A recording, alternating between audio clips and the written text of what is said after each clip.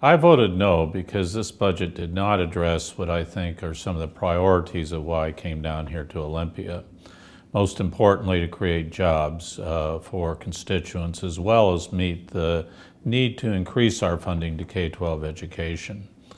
The budget did put more money into K-12 education, but it did so by sweeping funds of most of their spare cash, and also, which are used incidentally for many very important purposes. A good example of this is sweeping of the fund of unclaimed lottery prize money, which is being used by our governor to help fund critical economic development projects, such as the Boeing Aerospace Center in Everett. We swept that money for K-12 education. We also, there's an education funding bill which sweeps permanently money from our Public Works Trust Fund, which actually funds critical infrastructure projects throughout our state to the tune of almost $200 million. So I was concerned that what we were doing with this budget, rather than trying to not both encourage jobs as well as K-Fund education, that we really were undermining the efforts of our budget to help create jobs in our economy as well.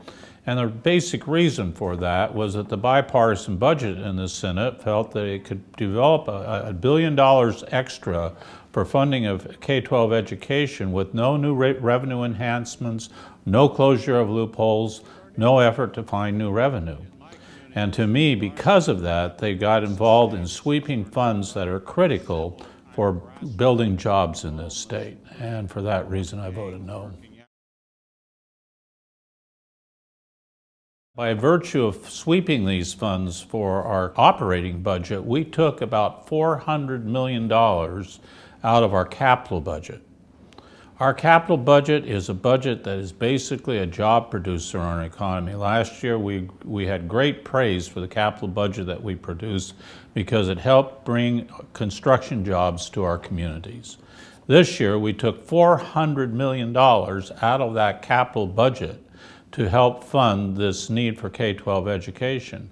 Now, K-12 education is important and we need to fund that, but we didn't need to take away all that money from those accounts that help create jobs in our economy. And for that reason, I voted no. The capital budget was so lean that instead of seeing many of the projects that are important to our state, and I'll give you one important issue is the funding for our Pierce County Skills Center. This Skills Center is developed for our K-12 system. It allows young people to enter into vocational training programs which allow them to develop skills for aircraft manufacture and other suppliers of Boeing. That Skills Center is currently needing additional dollars for about $11 million to expand its operation in our county, and the budget writers for capital were unable to get that money because we swept so much of that money into the operating budget. This is not good budget making. We need to recognize our need to fund K-12 education, but we shouldn't do it at the expense of those programs which help young people find jobs in our economy, as well as those programs which create jobs in our community by putting to work construction workers on many, many projects. For that reason, I was a no on the operating budget, and I will be a no on the capital budget. The capital budget writers did decide to create a new section in the capital budget for stormwater projects, and I was very pleased to see that we got $4 million for a critical stormwater project in the 29th district, which incidentally will also help water quality at Wapato Lake.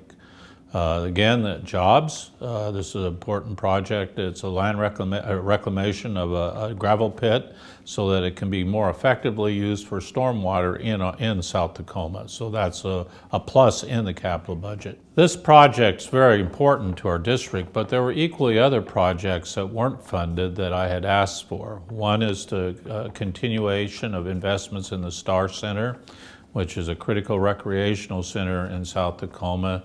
And another is trying to get some little planning money to help us develop another Boys and Girls Club, another recreation center in East Tacoma.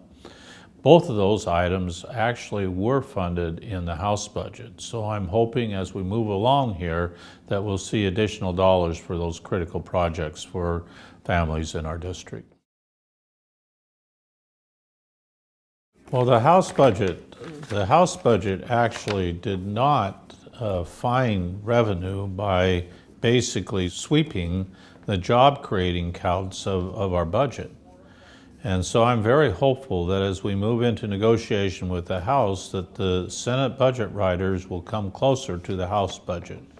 The House budget is stronger on jobs and certainly did fund, incidentally, the Pierce County Skills Center project, which is critical in our district.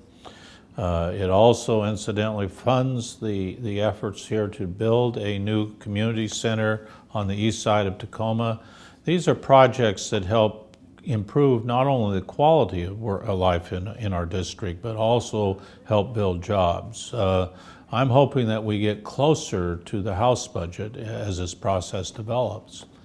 They could do that because they were not frightened about closing some of these tax loopholes in our tax code. They find additional revenue through closing these loopholes. They find additional revenue by addressing some of the issues around the estate tax, issues around the use of revenues that we currently are using in our budget. I asked the constituents to ask themselves this simple question. How do we find $1 billion for K-12 education within our existing budget? And in the Senate, they attempted to do that without adding any revenue sources to the budget. It ended up hurting young families, hurting kids, and not driving jobs in our economy. The House budget recognizes the need that it must include additional revenue. And by doing so, they don't hurt kids, they don't hurt families, and they help drive more jobs for our district and for our state.